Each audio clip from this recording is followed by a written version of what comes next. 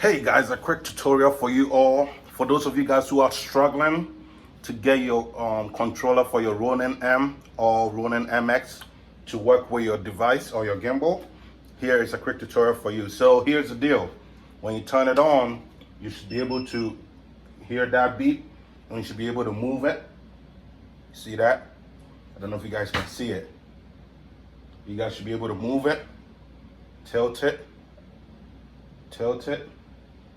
okay, move it, roll it. You guys see that? All right, so how do we get to this point? Okay, so I called DJI and they kept giving me some weird instructions that did not work. So when you go on their website, okay, I'm gonna screen record it and show you guys in the video. When you go on their website, it says something like, basically there's a bind button right here, okay, where my hands is, right next to wherever the USB type ports are at. Click it, right? They tell you that click on it, then after that power it on and it will work. Well, guess what? I don't have a clickable button. It's just a built-in receiver, not really an external thing where you can click it. So what happened was I kept doing it and it wasn't working. I kept doing this, it wasn't working, you know, struggling to do it. All right, so here's the deal. On your phone app, okay, when you go to your phone app and you go to the settings part, I'm going to show you guys all that stuff on the screen. Pretty much it has a part where it says internal receiver. Internal receiver would need to be enabled. If it's disabled, this is not going to work. Okay, so once you enable it, it's going to work like magic. No extra work is needed. So the whole thing is, if you're struggling to get it to work, most likely internal receiver is checked off. You know the part where you go and it tells you motor kill and briefcase mode and all that type stuff? There is one setting there that says internal receiver. Your mind will not get to it because you're not really thinking about it. But once you turn that on, this bad boy is gonna start working, okay? So if you don't have that enabled, that is why it's not working. Again, once you enable it, so first things first, make sure to turn on the device. So here are the steps. Turn on the device first so that the device can synchronize with your phone. Then go ahead and go into the DJI Assistant app. Once you go there, connect to this device.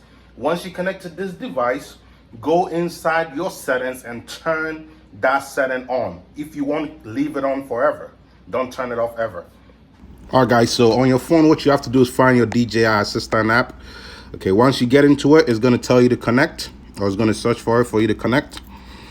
Okay, one thing you guys are going to realize is you're not going to be able to type or do anything, or you're not going to be able to see the characters if your phone is in dark mode, okay, or whatever we call it, night mode. Just make sure to turn it off. That way you can see things the normal way. That's one thing I've realized. Go ahead and turn it off. Then click inside it. Then it's going to get you in. Okay, so once you do that, go click on more. At the bottom, there's gimbal, control, view, or more. Click on more. So this is the part I'm talking about. You see internal receiver? Mine looks something like this when I came in. All right, so you just got to make sure you turn on the things that you need. Okay, if you need to turn briefcase mode on, turn it on if you want it. Okay, you guys know what briefcase mode is, right? Whenever you get it to position in that type of sideway. Okay, all right, if you need it on, just have it on. But the most important thing is this right here. Okay, this thing right here, you see it looks like a tower.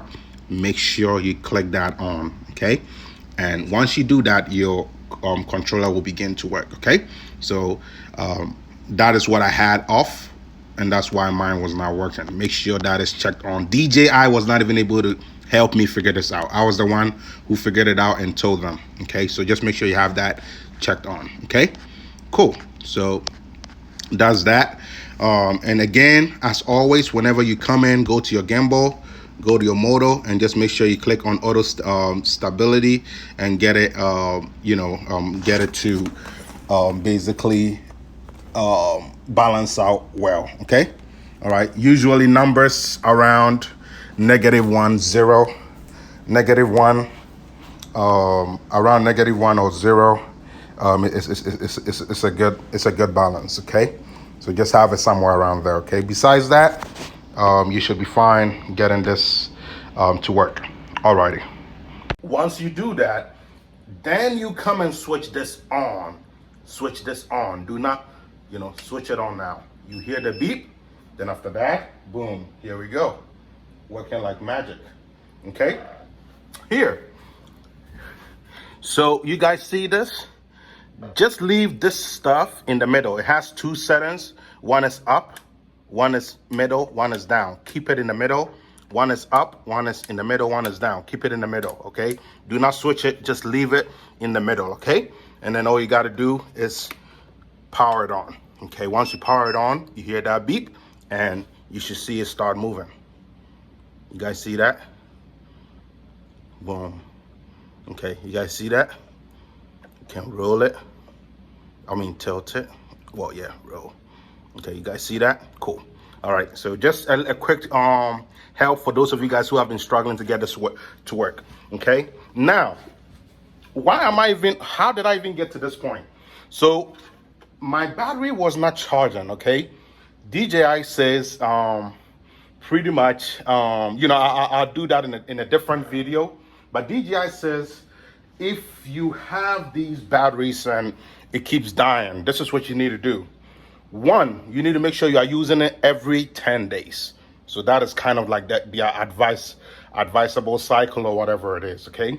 So I called them. This is what they explained to me. Make sure you are charging it every 10 days, okay? And then just make sure after every use, you charge it at least full or at least half, so halfway. So make sure you charge it a good amount before you put it away. Do not ever leave it uncharged for a long time. This is what keeps getting us to keep buying these batteries, and that's why we keep complaining. So I'm going to try these whatever they have advised for some time to see how it works, and I'm hoping this really solves the issue, because most of us don't pick up the gimbal to use every day. We use it probably a few times in a year, probably every few months, right? So we are not using it for our daily stuff, right?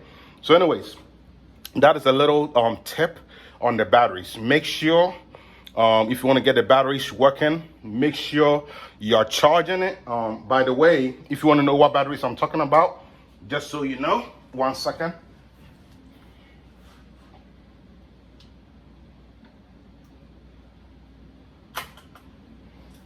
All right, so this is the battery we are talking about, okay?